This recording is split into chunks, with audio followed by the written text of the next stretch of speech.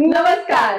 Kitchen queens मध्ये तुमच्या सगळ्यांचं खूप खूप स्वागत. मनीषा, रोजचा स्वयंपाक करताना सगळ्यात पहिला प्रश्न जो पडतो म्हणजे आज भाजी काय करायची, आणि त्याच्यानंतर जो प्रश्न पडतो ना आजकाल तो म्हणजे डाएट फूड काय बनवायचं, आणि रोज नवीन नवीन डाएट फूड काय बनवायचं. अगं, असे प्रश्न जे आहेत ना ते सगळ्यांनाच पडतात, पण त्या प्रश्नाची उत्तरं शोधली की खमंग आणि चविष्ट उत्तरं सापडतात. तुला माहितीये का, अशी खूप सारे डाएटचे रेसिपीज आहेत ज्यामध्ये तेलाचा अजिबात वापर होत नाही. आणि तुम्हाला माहितीये का, अमृता आज आपल्याला तसाच एक पदार्थ करून दाखवणार आहे. पण अमृता, जर आपल्या स्टाईलनी सांगूयात का? हो नक्की. रोज तुम्हाला डाएट करावं वाटेल असा छान सोरेकाई कडबू लागेल एकदम भारी. वाट कसली बघताय मग, चला करायला घेऊयात तो घरच्या घरी.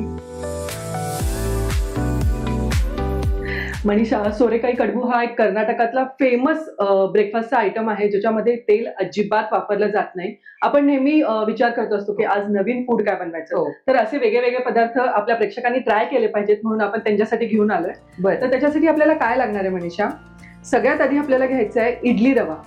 हा इडली रवा घेतलाय. हा रवा जर तुमच्याकडे नसेल तर तुम्ही रोजचा आपला वापरातला रवा देखील घेऊ शकता. म्हणजे जाड की बारीक रवा? नाही, इडलीचा रवा हा एकाच ह्याच्यामध्ये मिळतो आणि बरं. तुमचा आपला जो साधा रवा आहे तो आपल्याला बारीक घ्यायचा आहे. बरं.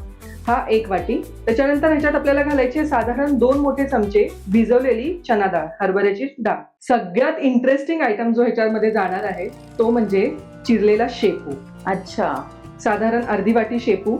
ही पारंपरिक रेसिपी आहे का अमृता? मनीषा, तिकडची पारंपरिक रेसिपी आहे ही, खूपदा तिकडे केली जाते ब्रेकफास्ट साठी. बर. त्याच्यानंतर अर्धा वाटी खवलेला ओला नारळ.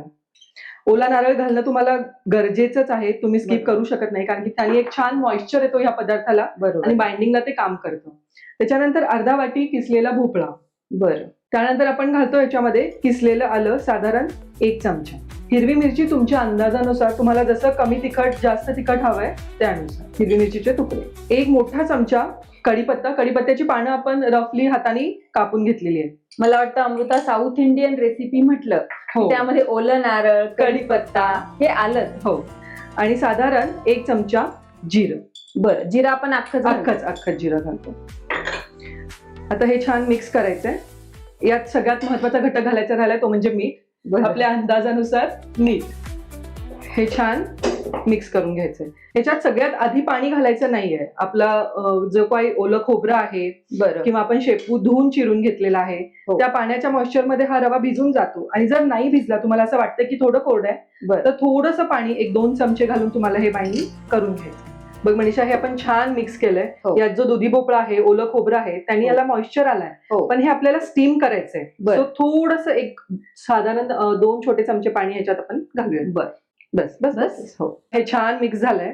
मनीषा, हे छान आपलं मिश्रण बनवून तयार आहे. याला स्टीम करायची एक पद्धत आहे. याला केळीच्या पाण्यात स्टीम करावं लागतं आणि तेही एक वेगळ्या प्रकारे. तर ही आपण केळीची पानं घेतलेली आहेत.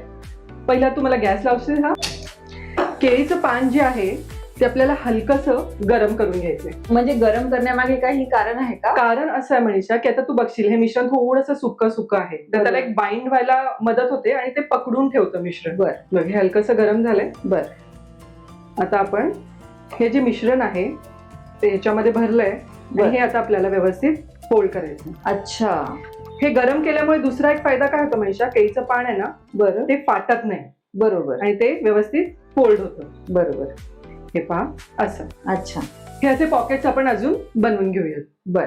अमृता, या पदार्थाचं जे नाव आहे त्याचा अर्थ थोडा सांगशील का? हो मनीषा, हा कर्नाटकातला पदार्थ आहे. बरं, तू जर कर्नाटक साईडला गेलीस तर सोरेकाई म्हणजे दुधी भोपळा. बरं. आणि कडबू म्हणजे रवा किंवा तांदळाचा रवा जे काही तुम्ही वापरताय त्याला स्टीम करून घेणं, वाफवून घेणं, त्याला ते कडबू म्हणतात. अमृता, कडबू आपणही करतो ना? हो, आपल्याकडे खूप वेगळ्या प्रकारचे करून जातात. म्हणजे तू आता आमच्या इकडे गेलीस कोल्हापूर साईडला तर खूप ठिकाणी तळून सुद्धा पुरणाचे कडबू केले जातात. अच्छा अच्छा. हे स्टीम करून हे स्टीम करून करतो आपण.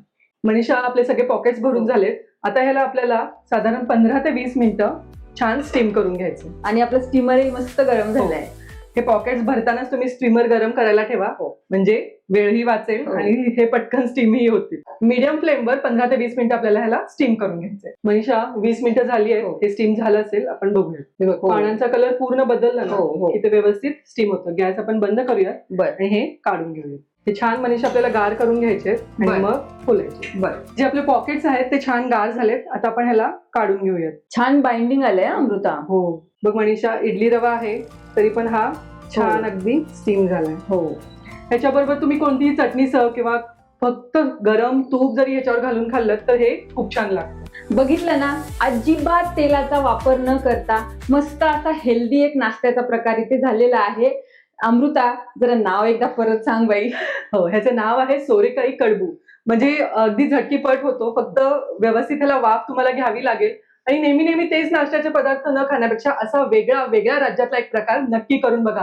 आणि असेच पदार्थ जर तुम्हाला पाहायचे असतील तर तुम्हाला काय करावं लागेल? तुम्हाला आमच्या चॅनलला लाईक, शेअर आणि सबस्क्राईब करावं लागेल आणि त्यासाठी पाहत राहा किचन क्वीन.